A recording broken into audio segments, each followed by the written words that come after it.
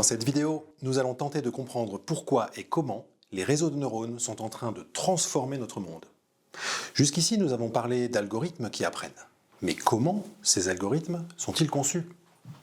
Pour le comprendre, il faut se pencher sur le cœur du moteur, les neurones artificiels. Les neurones artificiels ne sont pas des neurones biologiques. Ce ne sont pas non plus des représentations ou des constructions matérielles des neurones biologiques. Les neurones artificiels ne sont pas matériels. Ce sont de petits programmes de calcul qui se réduisent à faire des opérations arithmétiques simples, addition, multiplication, mais en très très grand nombre. On appelle ces unités de calcul des neurones par analogie avec la biologie, parce qu'ils sont connectés les uns aux autres et donc que d'une certaine manière, ils communiquent ensemble. Cette image représente l'exemple simplifié d'un réseau de neurones artificiels que l'on a figuré sous la forme de petits boutons, comme de petits potentiomètres que l'on pourrait tourner pour en ajuster la valeur. Ces neurones artificiels sont capables de traiter des données d'entrée qui leur arrivent sous la forme de nombres, de colonnes ou de tableaux de nombres.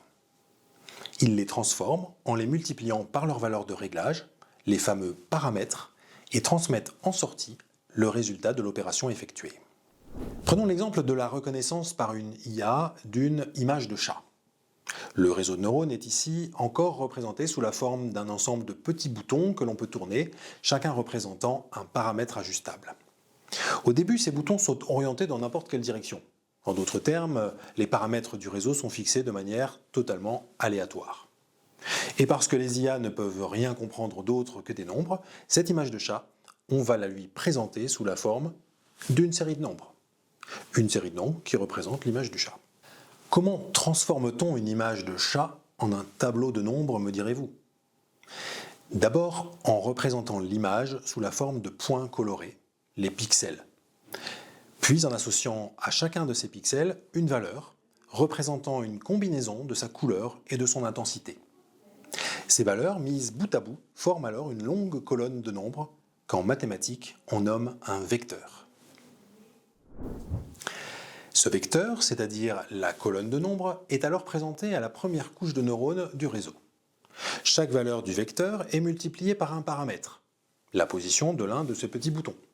Puis les résultats sont additionnés et le résultat est passé aux neurones de la couche suivante.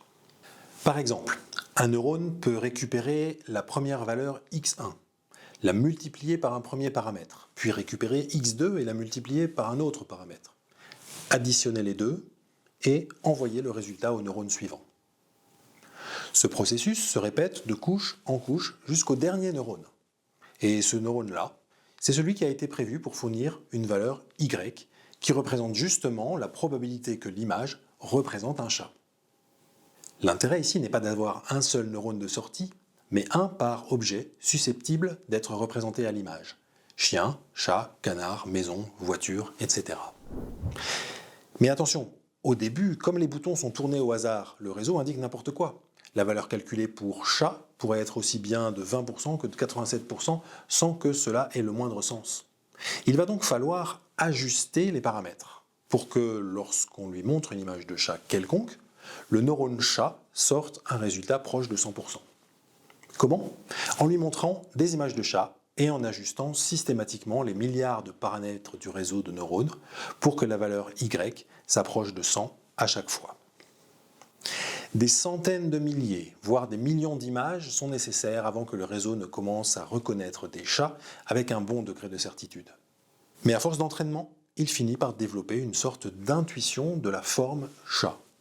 Et par reconnaître un chat avec une certitude de 92% ou plus, même s'il n'a jamais vu l'image qui le représente. Notons tout de même qu'un enfant humain sait reconnaître un chat après en avoir vu 3 ou 4 exemples seulement. Autant dire qu'on est loin des performances naturelles du cerveau dans ces cas-là. Ce parallèle avec le cerveau est particulièrement pertinent. Dans le réseau artificiel, les neurones reçoivent des signaux en entrée, les transforment puis transmettent un signal en sortie, exactement comme dans le système nerveux humain. Ces signaux passent par des connexions que l'on peut comparer aux synapses. Elles amplifient ou diminuent l'intensité du message et le poussent un peu plus loin. Mais attention, il y a aussi des différences fondamentales. Dans le cerveau, les neurones peuvent physiquement se connecter, se déconnecter et se reconfigurer. Dans un réseau de neurones artificiels, en revanche, les connexions sont figées.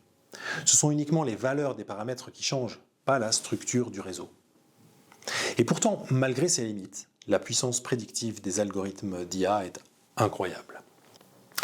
Cela ne se fait toutefois pas tout seul. L'algorithme actif dans la première version de ChatGPT contenait 175 milliards de paramètres. Aujourd'hui, dans les modèles de langage les plus performants, on approche les 10 000 milliards. C'est vertigineux. Et ce qui est fascinant, c'est que ce chiffre est du même ordre de grandeur que le nombre de synapses dans un cerveau humain, environ 10 000 milliards. Sauf que notre cerveau tourne avec à peine 20 à 40 watts, la puissance d'une ampoule. C'est plusieurs ordres de grandeur au-dessous des modèles d'IA qui, eux, nécessitent des puissances électriques phénoménales pour faire tourner des fermes de serveurs entières. Ainsi, les réseaux de neurones, même s'ils sont très différents du cerveau humain, s'en inspirent dans leur fonctionnement global. Ils ne fonctionnent pas de manière déterministe, on ne les a pas codés avec des lois et des modélisations de la nature, mais ils se forgent une intuition des phénomènes sur lesquels on les interroge. Intuition qu'ils révèlent par des calculs de probabilité.